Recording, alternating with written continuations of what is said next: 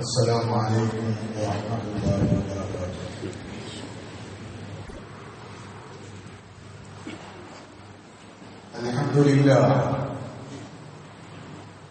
الحمد لله الواحد الأحد الفرد الصمد الذي لم يلد ولم يولد ولم يكن له كفوا أحد، غافر الذنب وقابل التوب شديد العقاب ذي الطول لا إله إلا هو إليه المصير. نحمده سبحانه وتعالى ونستعينه ونؤمن به ونتوكل عليه، ونعوذ بالله من شرور أنفسنا ومن سيئات أعمالنا، من يهده الله فلا مضل له ومن يضلله فلا هادي له، وأشهد أن لا إله إلا الله وحده لا شريك له، وأشهد أن محمدا عبده ورسوله أرسله بالهدى ودين الحق ليظهره على الدين كله ولو كره المشركون.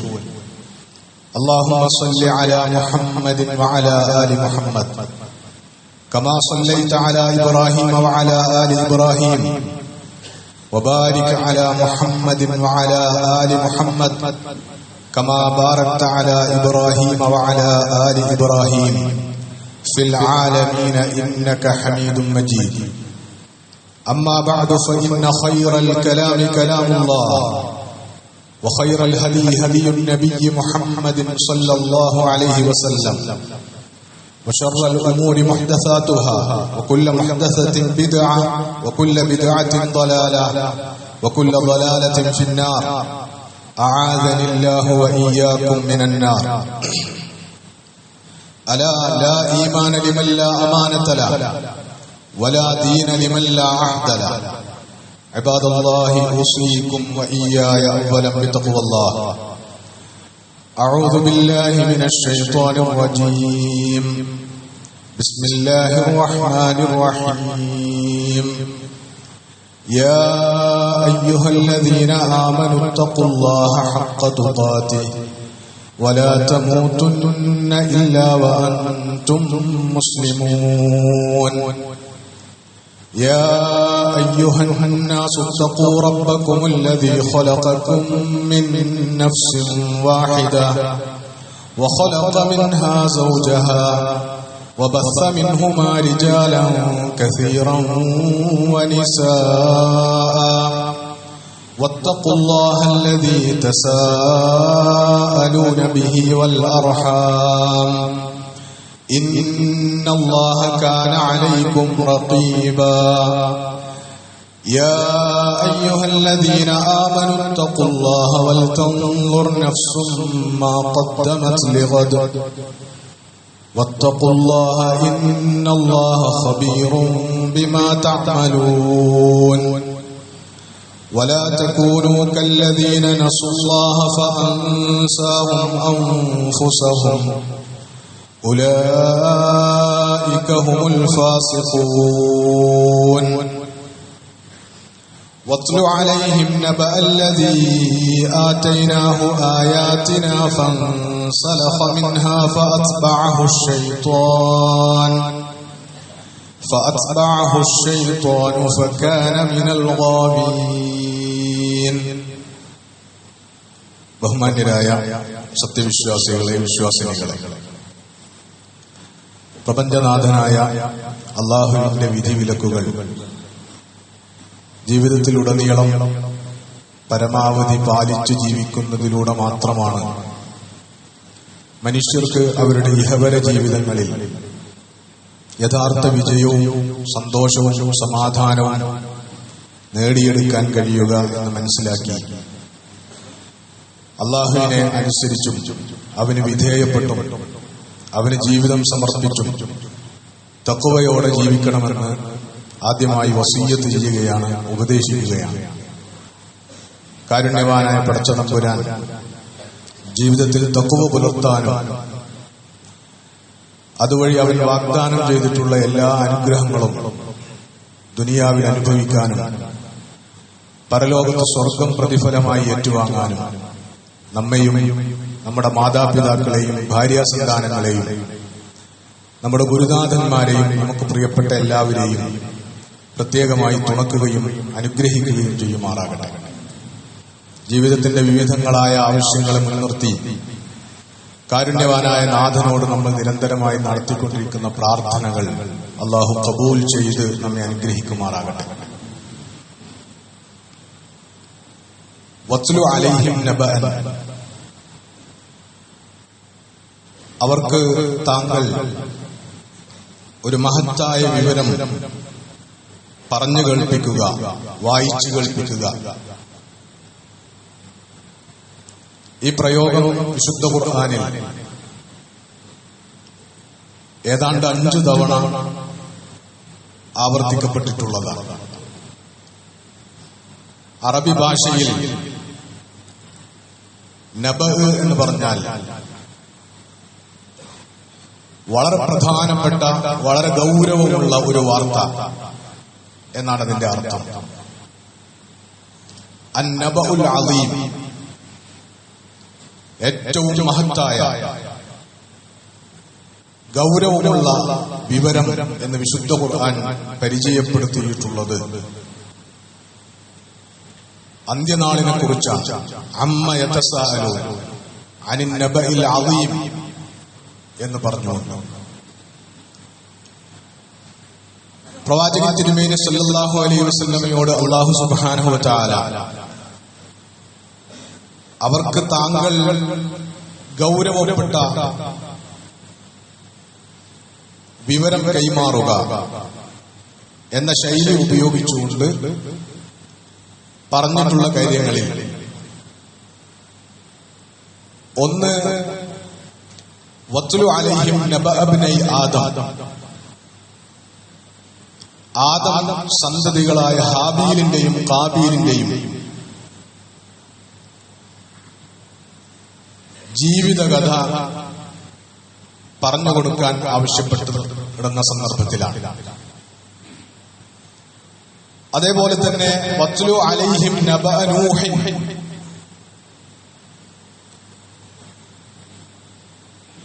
ലോകത്ത് കഴിഞ്ഞുപോയിട്ടുള്ള പ്രവാചകന്മാരിൽ ഉലുൽ അസ്മുകളുടെ കൂട്ടത്തിൽ പ്രഥമസ്ഥാനീയനായ പ്രവാചകനാണ് നൂഹ് നബി അലൈഹിസ്സലാം. നൂഹ് നബി അലൈഹിസ്സലാമിനെ കുറിച്ചുള്ള ചരിത്രകഥ വിശദീകരിക്കാൻ ആവശ്യപ്പെടുന്നതും ഈ ശൈലിയിലാണ്. വത്ലു അലൈഹിം നബഅ ഇബ്രാഹിം, അത് കഴിഞ്ഞാൽ പ്രവാചകന്മാരുടെ കൂട്ടത്തിൽ ഏറ്റവും സവിശേഷ സ്ഥാനമുള്ള ആളാണ് ഖലീലുല്ലാഹി ഇബ്രാഹിം നബി അലൈഹിസ്സലാം. ഇബ്രാഹിം നബി അലൈഹിസ്സലാമിയുടെ കഥാഖ്യാനത്തിന്റെ സന്ദർഭത്തിലും വിശുദ്ധ ഖുർആൻ ഈ ശൈലി പ്രയോഗിച്ചിട്ടുണ്ട്.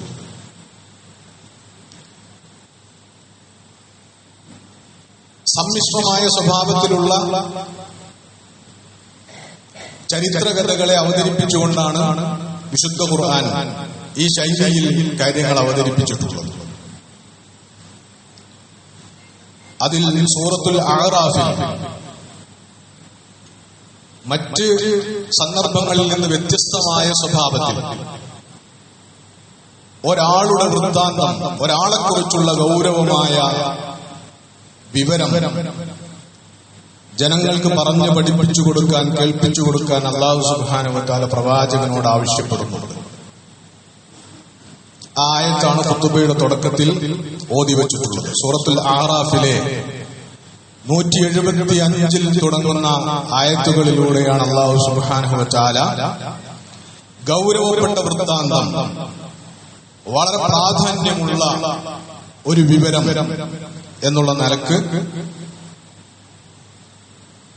ഇത് അവതരിപ്പിക്കുന്നു. വത്ലു അലൈഹിം നബഅല്ലദീ ആതൈനാഹു ആയാതിന,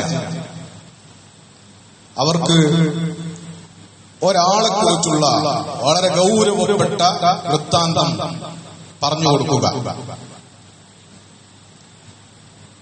നേരത്തെ നമ്മൾ പറഞ്ഞ സന്ദർഭങ്ങളിലൊക്കെ ആരുടെ വൃത്താന്തമാണോ പറഞ്ഞു കൊടുക്കുവാൻ അള്ളാഹു ആവശ്യപ്പെട്ടത് അല്ലെങ്കിൽ അള്ളാഹു അവതരിപ്പിച്ചത്, അതിൽ വ്യക്തികളുടെ ഐഡന്റിറ്റി വ്യക്തമാക്കപ്പെട്ടിട്ടുണ്ടായിരുന്നു. ആദമിന്റെ 2 മക്കൾ എന്ന് പറഞ്ഞാൽ ഹാബീലും ഖാബീലുമാണത് എന്നത് വ്യക്തതയുള്ള കാര്യമാണ്. നൂഹ് അലൈഹിസ്സലാം, ഇബ്രാഹിം അലൈഹിസ്സലാം, അതൊക്കെ ആരാണ് വ്യക്തി എന്നുള്ളത് കൃത്യതയുള്ളതാണ്. അതേസമയത്ത് ഇപ്പോൾ നമ്മൾ ഓതിയ ആയത്തിൽ അള്ളാഹു കാര്യം പറയുമ്പോൾ വ്യക്തിയെ ഐഡന്റിഫൈ ചെയ്യാനുള്ള സൂചനകളൊന്നും നൽകിയിട്ടില്ല. എന്ന് പറഞ്ഞാൽ വ്യക്തി ആരാണ് എന്നത് ഇവിടെ പ്രധാനമല്ല. ആ വ്യക്തി സ്വീകരിച്ച നിലപാടാണ് പ്രശ്നം, അല്ലെങ്കിൽ ആ നിലപാടാണ് ഗൗരവമുള്ളത് എന്ന നിലക്കാണ് അല്ലാഹു സുബ്ഹാനഹു വ തആല ഇത് അവതരിപ്പിക്കുന്നത്. ആ വ്യക്തിയെ കുറിച്ചുള്ള ഒന്നാമത്തെ വിശേഷണം അല്ലദീന ആതൈനാഹു ആയാതിന, അല്ലദീ ആതൈനാഹു ആയാതിന, നമ്മുടെ ദൃഷ്ടാന്തങ്ങൾ വന്നു കിട്ടിയവൻ എന്നാണ്. കേവലം ദൃഷ്ടാന്തങ്ങൾ വന്നു കിട്ടിയവൻ എന്ന സ്വഭാവത്തിൽ മാത്രമല്ല, അള്ളാഹുവിന്റെ ദൃഷ്ടാന്തങ്ങളെ കുറിച്ച് ആഴത്തിൽ അറിവുള്ളയാൾ എന്ന് മുഫസ്സിറുകൾ അതിനെ വ്യാഖ്യാനിച്ചിട്ടുണ്ട്. മുഫസ്സിറുകൾ ആ വ്യക്തിയെ ഐഡന്റിഫൈ ചെയ്യാനുള്ള ശ്രമങ്ങൾ പൂർവ്വ വേദഗ്രന്ഥങ്ങളുടെ പിൻബലത്തോടുകൂടി നടത്തുകയും ചെയ്തിട്ടുണ്ട്. അയാളുടെ ഒന്നാമത്തെ ഗുണം അയാൾക്ക് അള്ളാഹുവിന്റെ ദൃഷ്ടാന്തങ്ങൾ വന്നെത്തി എന്നതാണ്. അള്ളാഹുവിന്റെ ആയത്തുകൾ എന്ന് പറയുന്നത് മക്റൂആയ ആയത്തുകൾ, പാരായണം ചെയ്യപ്പെടുന്ന അള്ളാഹു വഹയ്യായി അവതരിപ്പിച്ചു കൊടുത്ത വേദഗ്രന്ഥത്തിലെ ആയത്തുകൾ, വിശുദ്ധ ഖുർആനിലെ ആയത്തുകൾ, അത് അള്ളാഹുവിന്റെ ദൃഷ്ടാന്തങ്ങളാണ്. അതുകൂടാതെ വിശുദ്ധ ഖുർആനിന്റെ തന്നെ പരാമർശമനുസരിച്ച് ഈ പ്രപഞ്ചത്തിലുള്ള മനുഷ്യന് പ്രാപഞ്ചിക യാഥാർത്ഥ്യങ്ങൾ ബോധ്യപ്പെടുത്തുന്ന എല്ലാ സൂചനകളും, എല്ലാ അടയാളങ്ങളും അള്ളാഹുവിന്റെ ആയത്തുകളാണ്. ആ ആയത്തുകൾ നൽകപ്പെട്ടവർ, ആ ആയത്തുകൾ വായിക്കാനും കാണാനും കണ്ടനുഭവിക്കാനും കണ്ട് സത്യം ബോധ്യപ്പെടാനും കഴിയും വിധത്തിൽ നൽകപ്പെട്ട ഒരാൾ, ചരിത്രത്തിൽ കഴിഞ്ഞുപോയ ഒരാളെ കുറിച്ചാണത് പറയുന്നതെങ്കിലും എല്ലാ കാലത്തും ഈ വിശേഷണങ്ങൾക്കുള്ളവർക്കൊക്കെയും ബാധകമായ ഒരു കാര്യമാണ് അല്ലാഹു സുബ്ഹാനഹു വ തആല പറയുന്നത്. പക്ഷേ ആയത്തുകൾ അങ്ങനെ വന്നു കിട്ടിയിട്ടും, ആയത്തുകൾ വായിച്ചിട്ടും, ആയത്തുകളെ കുറിച്ചുള്ള ജ്ഞാനമുണ്ടായിട്ടും അറിവുണ്ടായിട്ടും ആ ആയത്തുകൾ വഴി അള്ളാഹുവിനെ കുറിച്ച്, ഈ പ്രപഞ്ചത്തിലെ ഏറ്റവും പരമമായ സത്യവും യാഥാർത്ഥ്യവും എന്നുള്ള നിലക്ക് അള്ളാഹുവിന്റെ ഏകത്വത്തെ കുറിച്ച്, പരലോക ജീവിതം എന്ന ഒരു യാഥാർത്ഥ്യത്തെ കുറിച്ച്, അള്ളാഹുവിന്റെ കൽപ്പനകളെ കുറിച്ചും വിലക്കുകളെ കുറിച്ചുമുള്ള വിവരങ്ങൾ, ഇതൊക്കെ അറിവായി ജ്ഞാനമായി ലഭ്യമായിട്ടും ഫൻസലഖ മിൻഹ, അയാൾ അതിൽ നിന്ന് ഊരിക്കളഞ്ഞു എന്നതാണ്. ഇൻസലഖ, സലഖ എന്ന് അറബി ഭാഷയിൽ പറഞ്ഞാൽ തൊലിയുരിക്കുന്നതിന് ഉപയോഗിക്കുന്ന, മൃഗങ്ങളെയൊക്കെ അറവിന് ശേഷം അതിന്റെ തൊലിയുരിക്കുന്നതിന് പ്രയോഗിക്കുന്ന പ്രയോഗമാണ് സൽഖ് എന്ന് പറയുന്നത്. അപ്പോ തൊലിയിൽ നിന്ന് ഊരിപ്പോകുന്നത് പോലെ, അല്ലെങ്കിൽ പാമ്പതിന്റെ ഉറയിൽ നിന്ന് ഊരിപ്പോകുന്നത് പോലെ അള്ളാഹുവിന്റെ ദൃഷ്ടാന്തങ്ങൾ,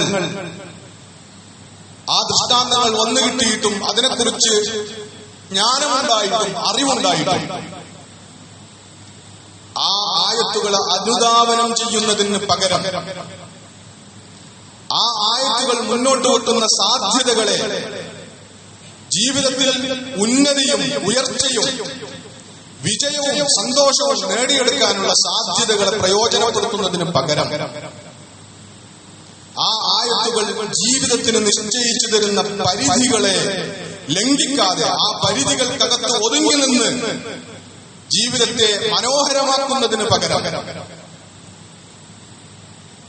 ആ ആയത്തുകളുടെ താല്പര്യങ്ങളിൽ നിന്ന്, ആ ദൃഷ്ടാന്തങ്ങളിൽ നിന്ന് ഊരിക്കളഞ്ഞവൻ, ഊരിപ്പോയവൻ,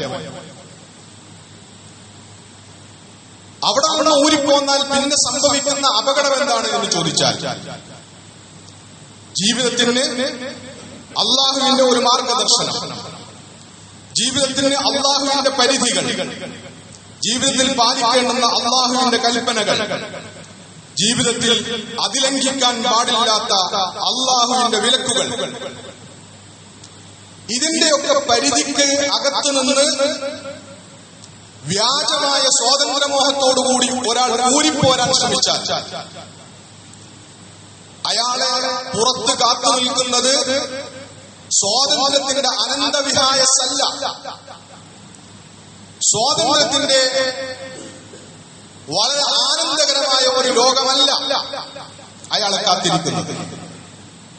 ഏറ്റവും മ്ലേച്ഛമായ അടിമത്തമാണ് അള്ളാഹുവിന്റെ കെട്ടുപാടുകളിൽ നിന്ന്, അള്ളാഹുവിന്റെ ദൃഷ്ടാന്തങ്ങളിൽ നിന്ന്, അള്ളാഹുവിന്റെ മാർഗദർശനത്തിൽ നിന്ന് ഊരിപ്പോരുന്ന ഒരാളെ പുറത്ത് കാത്തു നിൽക്കുന്നത്.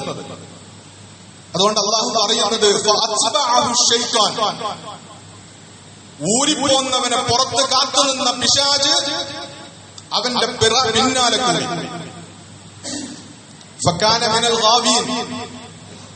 സ്വയം അള്ളാഹുവിന്റെ മാർഗദർശനത്തിൽ നിന്ന് ഊരിപ്പോരാൻ വ്യക്തി താൽപര്യങ്ങളുടെയും സ്വേച്ഛയുടെയും അടിസ്ഥാനത്തിൽ തീരുമാനിച്ചവനെ പിശാച് കൂടി കെണിയിലകപ്പെടുത്തിയോടോടുകൂടി അവൻ അക്ഷരാർത്ഥത്തിൽ യഥാർത്ഥത്തിൽ തന്നെയും വഴിതെറ്റിയവരുടെ കൂട്ടത്തിൽ, വഴികേടിലായി പോയവരുടെ കൂട്ടത്തിൽപ്പെട്ടു.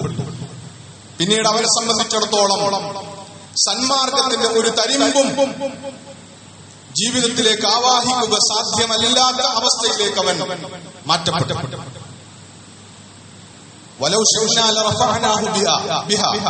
എന്നിട്ട് അള്ളാഹു പറയാണ്, യഥാർത്ഥത്തിൽ അള്ളാഹുവിന്റെ ഇച്ഛക്കനുസരിച്ചായിരുന്നു കാര്യങ്ങളെങ്കിൽ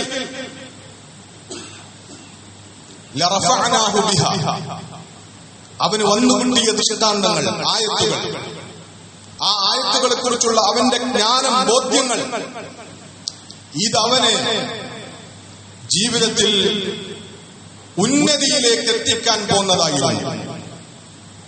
അള്ളാഹുവിന്റെ ആയത്തുകൾ വന്നു കിട്ടുകയും ആ മാർഗദർശനം അനുധാവനം ചെയ്യുകയും വഴി ജീവിതത്തിൽ വലിയ ഉന്നതിയും വിജയങ്ങളും നേടിയെടുക്കാനുള്ള സാധ്യതകളെ നഷ്ടപ്പെടുത്തി.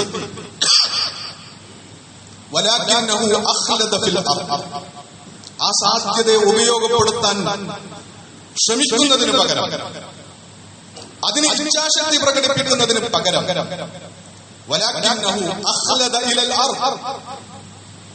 ഉന്നതി എന്ന് പറഞ്ഞാൽ ആകാശമാണ് അതിന്റെ പ്രതീകം, അധമത്വം എന്ന് പറഞ്ഞാൽ ഭൂമിയാണ് അതിന്റെ പ്രതീകം. അവൻ ഭൂമിയിലെ കള്ളിപ്പിടിക്കുകയാണ് ചെയ്തത്. അവൻ ഭൂമിയിലെ കള്ളിപ്പിടിച്ചിരിക്കുകയാണ് ചെയ്തത്. ഉയർന്നു പറക്കുവാൻ സാധ്യതകൾ ഉണ്ടായിട്ടുണ്ട്, ഉന്നതി പ്രാപിക്കുവാനും ഉന്നത വിജയങ്ങൾ നേടിയെടുക്കുവാനും സാധ്യതകൾ മുന്നിലുണ്ടായിട്ടുണ്ട്. ആ അവസരങ്ങളെ നഷ്ടപ്പെടുത്തി അധമത്വം പേറിയവൻ, അധമത്വത്തെ ഇഷ്ടപ്പെട്ടവൻ, അത് മതിയെന്ന് കരുതിയവൻ, അതിനെ ഇഷ്ടകരമായി അനുഭവിച്ചവൻ,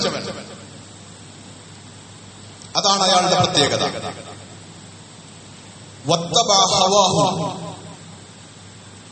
മണ്ണിന്റെ താല്പര്യങ്ങൾ, ആദം സന്തതികളുടെ സൃഷ്ടിപ്പുമായി ബന്ധപ്പെട്ട്, ആദം നബി അലൈഹി സ്വലാമയുടെ സൃഷ്ടിപ്പുമായി ബന്ധപ്പെട്ട് വിശുദ്ധ ഖുർആൻ വിവരിക്കുന്നിടത്ത് മനുഷ്യന്റെ യാഥാർത്ഥ്യത്തെക്കുറിച്ച് വിശുദ്ധ ഖുർആൻ മുന്നോട്ട് വെക്കുന്ന ഏറ്റവും പ്രധാനപ്പെട്ട ഒരാശയമാണ് മനുഷ്യൻ മണ്ണിൽ നിന്നും ദൈവികമായ ആത്മാവിൽ നിന്നും പടക്കപ്പെട്ടവരാണ് എന്നത്. മനുഷ്യന്റെ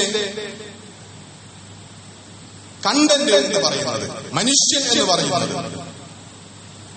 മണ്ണും ദൈവിക ചൈതന്യവും ചേർന്നതാണ്, റൂഹും ചേർന്നതാണ്. ഇങ്ങനെയാണ് അല്ലാഹു മനുഷ്യനെ പഠിച്ചത്. അതിൽ രണ്ട് സാധ്യതകളുമുണ്ട്. ദൈവിക ചൈതന്യത്തിന്റെ താല്പര്യങ്ങൾക്ക് അനുഗുണമായ ഒരു ജീവിതത്തിലൂടെ ആകാശത്തോളം ഉന്നതിയിലേക്ക്, വിജയങ്ങളിലേക്ക് പാറിപ്പറക്കാനുള്ള സാധ്യതയും മണ്ണിലേക്ക് തരം താഴാനുള്ള സാധ്യതയും അതിലുണ്ട് എന്നതാണ്.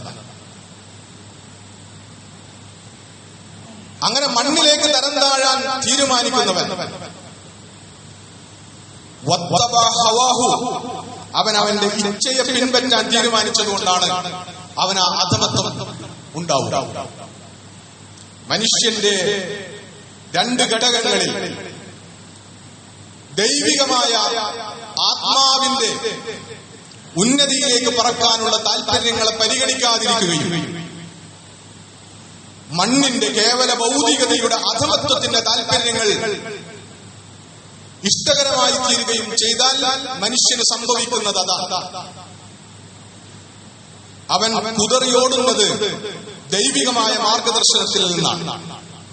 അതൊരു ജയിലാണ്, അത് പരിധികളാണ്, അത് ജീവിതത്തിൽ സ്വതന്ത്ര വിഹാരം നടത്താനുള്ളതിന് മുമ്പിലുള്ള തടസ്സമാണ് എന്നൊക്കെ കരുതി സ്വാതന്ത്ര്യം തേടി ആ പരിധികളിൽ നിന്ന് കുതറിച്ചാടുന്ന മനുഷ്യൻ ആദ്യം വന്നു വീഴുക പിശാചിന്റെ കണിയിലാണ്. അതേപോലെ അവൻ അവന്റെ ഇച്ഛയുടെ അടിമയായി മാറുക എന്നതുകൂടിയാണ് പിന്നീട് സംഭവിക്കുന്നത്. അതല്ലാതെ മനുഷ്യന് ജീവിതത്തിൽ പാലിക്കേണ്ടുന്ന പരിധികളൊന്നുമില്ലാത്ത ഒരു ഉദാരമായ സ്വാതന്ത്ര്യത്തിന്റെ ജീവിതം മനുഷ്യനെ സംബന്ധിച്ചിടത്തോളം സാധ്യമല്ല. പരിധികൾ, ദൈവികമായ പരിധികളും മാർഗദർശനങ്ങളും പാലിക്കാൻ നമ്മൾ സന്നദ്ധമാകുന്നില്ലെങ്കിൽ, അങ്ങനെ വേണ്ടതില്ല എന്ന് നമ്മൾ തീരുമാനിക്കുകയാണെങ്കിൽ ഉറപ്പായും മറ്റൊരു പരിധികൾ പാലിക്കുവാൻ നമ്മൾ നിർബന്ധിതരായിരിക്കും. ആ പരിധികൾ പിശാചിന്റെയും നമ്മുടെ ഭൗതികമായ ജഡികേച്ഛകളുടേതുമായിരിക്കും എന്നതാണ് അപകടം. ആ അപകടത്തിൽപ്പെട്ട മനുഷ്യനെ കുറിച്ചാണ് അല്ലാഹു സുബ്ഹാനഹു വ തആല മുന്നറിയിപ്പ് നൽകുന്നത്. അങ്ങനെ പറഞ്ഞിട്ട് അല്ലാഹു സുബ്ഹാനഹു വ തആലയുടെ ഒരു ഉദാഹരണം, ഫമസലുഹു കമസലിൽ കൽബ്, ഇങ്ങനെ പെട്ടുപോയവന്റെ ഉദാഹരണം നായയുടെ ഉദാഹരണം പോലെയാണ് എന്നാണ്. ഇൻ തഹ്മിൽ അലൈഹി യൽഹസ് ഔ തത്റുഖു യൽഹസ്.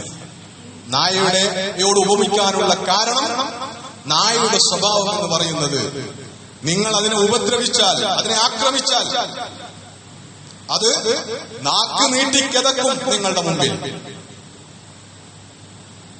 നിങ്ങൾ അതിനെ വെറുതെ വിട്ടാലും അത് നാക്ക് നീട്ടി കിതച്ചുകൊണ്ടിരിക്കും. നാക്ക് നീട്ടി കിതക്കുക എന്ന് പറയുന്നത് വിശപ്പിനെയും ദാഹത്തെയും ആർത്തിയെയും സൂചിപ്പിക്കുന്ന ശാരീരിക പ്രകടനങ്ങളാണ്. ആർത്തി പ്രകടിപ്പിക്കും അയാൾ നായയെ പോലെ. എന്ത് കിട്ടിയാലും മതി വരാതെ, തനിക്ക് ഗുണകരമേത് തനിക്ക് ദോഷകരമേത് എന്നൊന്നും നോക്കാതെ എല്ലാറ്റിനും നേരെ ആർത്തി പൂണ്ടോടുന്ന ഒരവസ്ഥയിലേക്ക് അയാൾ തരം താഴും എന്നാണ് ആ സൂചിപ്പിക്കുന്നത്. നായയെ കല്ലെടുത്തെറിഞ്ഞാൽ ചിലപ്പോ നായ്ക്കൾ അത് തനിക്ക് നേരെ വരുന്ന ഏറാണ് എന്നത് മറന്നിട്ട് ഇത് തനിക്ക് നേരെ, തനിക്ക് ഭക്ഷണമായി ഉപയോഗപ്പെടുത്താൻ കഴിയുന്ന എല്ലും കഷ്ണമോ മാംസം കഷ്ണമോ ആണോ എന്ന് കരുതി ചിലപ്പോ ആ കല്ലിനെ പോലും ഒന്ന് കടിച്ചു നോക്കും എന്നതാണ്. അങ്ങനെ നികൃഷ്ടമായ തരം താണ തന്റെ തന്നെ നന്മതിന്മകളെ കുറിച്ചുള്ള യാഥാർത്ഥ്യബോധമില്ലാത്ത ആർത്തി പൂണ്ട ജീവിതത്തിലേക്ക് ദൈവിക സന്മാർഗത്തിൽ നിന്ന്, ദൈവിക ദൃഷ്ടാന്തങ്ങളിൽ നിന്ന്, ദൈവത്തിന്റെ പരിധികളിൽ നിന്ന് കുതറിയോടാൻ ശ്രമിച്ചാൽ മനുഷ്യൻ അകപ്പെടും എന്ന വലിയ ഗൗരവമുള്ള വൃത്താന്തമാണ് അല്ലാഹു സുബ്ഹാനഹു വ തആല ഈ ആയത്തിലൂടെ മനുഷ്യർക്ക് പകർന്നു നൽകാൻ റസൂലുള്ളാഹി സ്വല്ലല്ലാഹു അലൈഹി വസല്ലമയോട് ആവശ്യപ്പെടുന്നു. ദാലിക മസലുൽ ഖൗമിൽ ലദീന കദ്ദബൂ ബിആയാതിനാ. നമ്മുടെ ദൃഷ്ടാന്തങ്ങളെ കളവാക്കിയ ജനങ്ങളുടെ ഉദാഹരണം ഈ പറഞ്ഞതാണ്. ഈ പട്ടിയുടെ, ഈ നായയുടെ ഉദാഹരണമാണ്. ഫഖ്സുസിൽ ഖസസ ലഅല്ലഹും യതഫക്കറൂൻ. അതുകൊണ്ട് ഇമ്മാതിരി കഥകൾ അവർക്ക് പറഞ്ഞു കൊടുക്കുക, അവർ ചിന്തിച്ചു കൊള്ളട്ടെ എന്നാണ്, ആലോചിച്ചു നോക്കട്ടെ. സ്വാതന്ത്ര്യം മോഹിച്ച് അള്ളാഹുവിന്റെ പരിധികളിൽ നിന്ന്, അള്ളാഹുവിന്റെ സന്മാർഗ ദർശനത്തിൽ നിന്ന് കുതറിയോടി വളരെ അധമമായ പിശാചിന്റെ അടിമത്തത്തിലേക്കും സ്വേച്ഛയുടെ അടിമത്തത്തിലേക്കും വഴിമാറിപ്പോയാൽ സംഭവിക്കുന്ന അധമത്വത്തെ കുറിച്ചൊന്ന് ചിന്തിച്ചു നോക്കട്ടെ. മനുഷ്യർക്ക് യോജിച്ച ജീവിതമാണോ അതെന്നൊന്ന് ആലോചിച്ചു നോക്കട്ടെ. കൺമുമ്പിൽ നായ്ക്കൾ ജീവിക്കുന്ന ജീവിതമാണത് എന്നൊന്ന് ആലോചിച്ചു നോക്കട്ടെ. അതുകൊണ്ട് നായ്ക്കളെ പോലെ കാലികളെ പോലെ ജീവിക്കുന്നതിന് പകരം മനുഷ്യനായി ജീവിക്കുവാൻ അള്ളാഹുവിന്റെ സന്മാർഗ ദർശനങ്ങളിൽ നിന്ന്, ദൃഷ്ടാന്തങ്ങളിൽ നിന്ന്, പരിധികളിൽ നിന്ന് ഊരിച്ചാടാൻ ശ്രമിക്കാതെ അതിന്റെ സാധ്യതകൾ, ജീവിതത്തിലെ ഉയർച്ചയ്ക്കും ഉന്നതിക്കും വിജയത്തിനും അത് മുന്നോട്ട് വെക്കുന്ന സാധ്യതകൾ ഉപയോഗപ്പെടുത്തിക്കൊള്ളട്ടെ. അതിനുവേണ്ടിയുള്ള ബുദ്ധിപരമായ ആലോചനകൾ, യുക്തിപരമായ ആലോചനകൾ മനുഷ്യർ നടത്തിക്കൊള്ളട്ടെ എന്ന താല്പര്യം പ്രഖ്യാപിച്ചുകൊണ്ടാണ് അല്ലാഹു സുബ്ഹാനഹു വ തആല ഇങ്ങനെ ഒരാളെ കുറിച്ച് ബനൂ ഇസ്രായേൽ സമൂഹത്തിൽ അങ്ങനെ ഒരാൾ പേര് പറയപ്പെട്ട് കഴിഞ്ഞു പോയിട്ടുണ്ട് എന്ന് മുഫസ്സിറുകൾ പറഞ്ഞിട്ടുണ്ട്. അതോടൊപ്പം തന്നെ മുഫസ്സിറുകളിൽ ചിലർക്ക് റസൂലുള്ളാഹി സ്വല്ലല്ലാഹു അലൈഹി വസല്ലമയുടെ കാലഘട്ടത്തിൽ തന്നെ ജീവിച്ച ഒന്ന് രണ്ട് വ്യക്തികളെ കുറിച്ചാണ് ഈ ആയത്ത് അവതരിച്ചിട്ടുള്ളത് എന്ന അഭിപ്രായമുണ്ട്.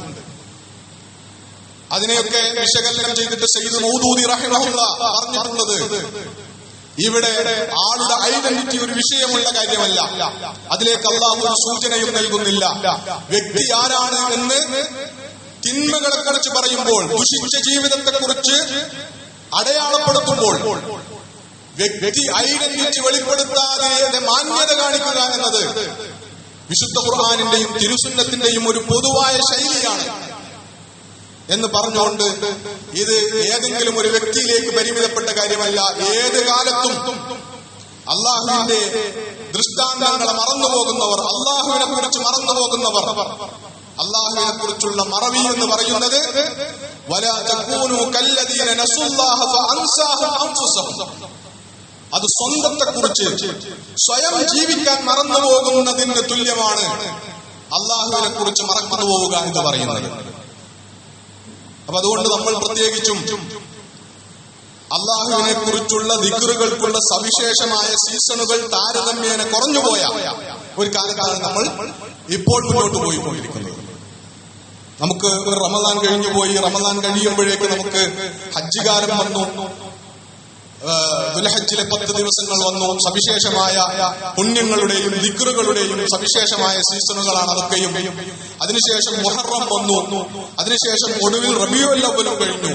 ഇനി കുറച്ചു മാസങ്ങൾ നമ്മൾ ഗൗരവപ്പെട്ട പലതിനെ കുറിച്ചും മറന്നുപോകാൻ സാധ്യതയുള്ള, പ്രത്യേകിച്ച്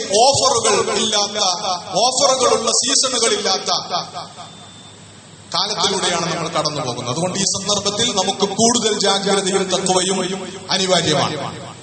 അള്ളാഹുവിനെ കുറിച്ചുള്ള ദിക്റുകൾ, അള്ളാഹുവിന്റെ ആയത്തുകളെ കുറിച്ചുള്ള ഉത്ബോധനങ്ങൾ, പഠനങ്ങൾ, അതിനോട് ഒട്ടിച്ചേർന്ന് നിൽക്കാനുള്ള, ഭൂമിയോടല്ല അള്ളിപ്പിടിക്കുന്നത്, ഉന്നതമായ ദൈവിക മൂല്യങ്ങളോടാണ് ചേർന്ന് നിൽക്കുന്നത് എന്ന് ഉറപ്പുവരുത്താനുള്ള ബാധ്യത നമുക്കുണ്ട്. ഈ സന്ദർഭത്തിൽ അതിനുള്ള ജാഗ്രത സവിശേഷമായി നമ്മൾ പുലർത്തേണ്ടി വരും എന്ന് എന്നെയും നിങ്ങളെയും ഒരുപോലെ ഓർമ്മപ്പെടുത്തുന്നു.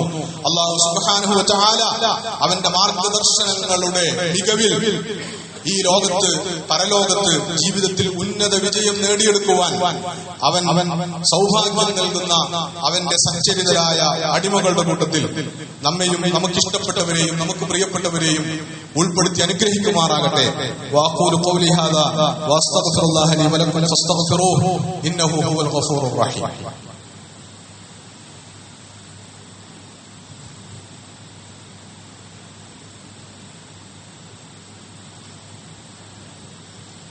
الحمد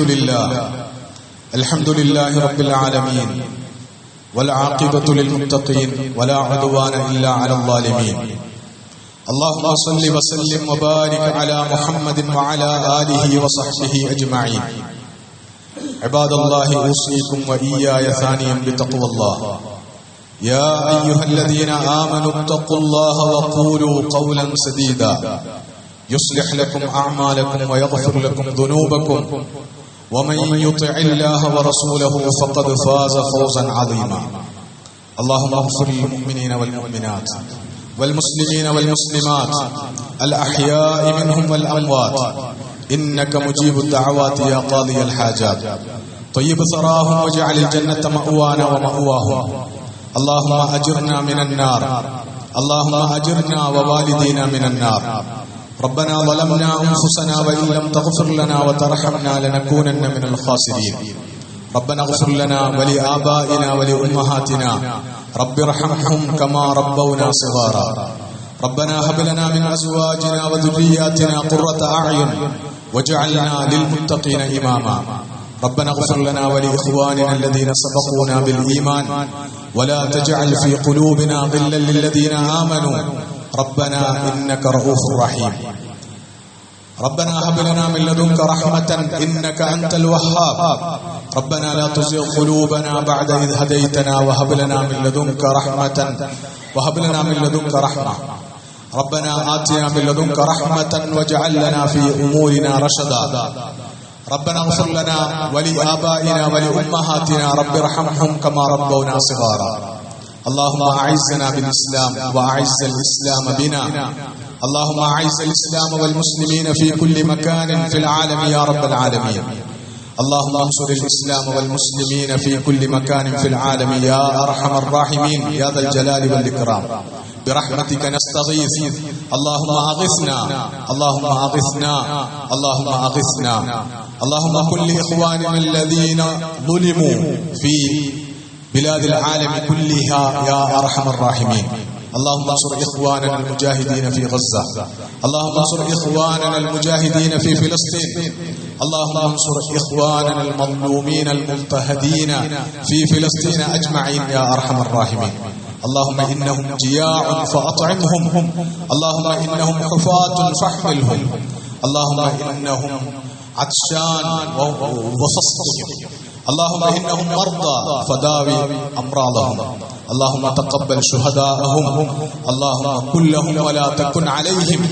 اللهم انصرهم واهزم أعداءهم أجمعين يا رب العالمين. ربنا آتنا في الدنيا حسنة وفي الآخرة حسنة وقنا عذاب النار.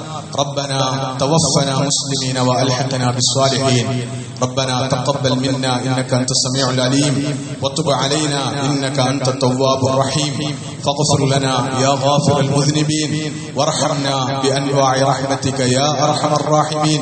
وصلى الله تعالى وسلم على خير خلقه سيدنا محمد وعلى آله وصحبه أجمعين.